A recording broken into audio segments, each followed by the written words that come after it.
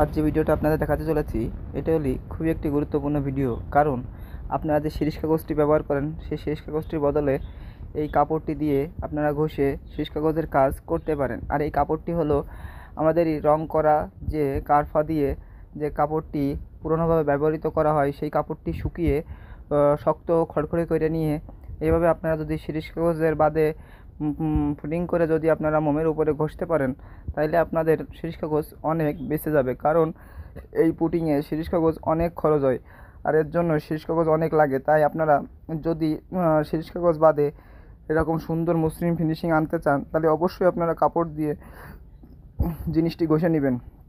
আর এর জন্য আপনাদের কাপড়টি শক্ত হওয়া লাগবে। আর এজন্যই বলা হচ্ছে যে প্রত্যেকটি ভিডিও আপনারা সুন্দরভাবে দেখবেন যাতে করে আপনারা অনেক কাজ শিখতে পারেন এবং অনেক কাজ আপনাদের কাজে লাগে। আমার এই চ্যানেলটিতে আমি প্রতিনিয়ত কিছু না কিছু নতুন নতুন ভিডিও দিয়ে থাকি। আর এই ভিডিওগুলো আমি সবার কাজের জন্যই দিয়ে থাকি, কারণ প্রত্যেকটি মানুষই কাজ শেখার জন্যই আগ্রহী। তাই আমি প্রত্যেকের জন্য এই ভিডিওগুলো দিয়ে থাকি। আমার এই চ্যানেলটিতে বর্তমান দেখা যাচ্ছে কিছু মিউজিক যদি আমি যোগ করতে চাই অবশ্যই আমার চ্যানেলটিতে কপিরাইট মারতেছে। আসলে বুঝতে পারতেছে না কেন মারতেছে।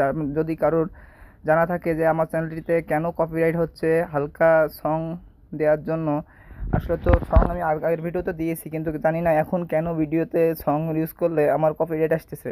আপনাদের কারো কাছে যদি এর উত্তর থেকে থাকে অবশ্যই আমাকে একটু জানাবেন, কারণ আমি এটা জানতে চাচ্ছিলাম।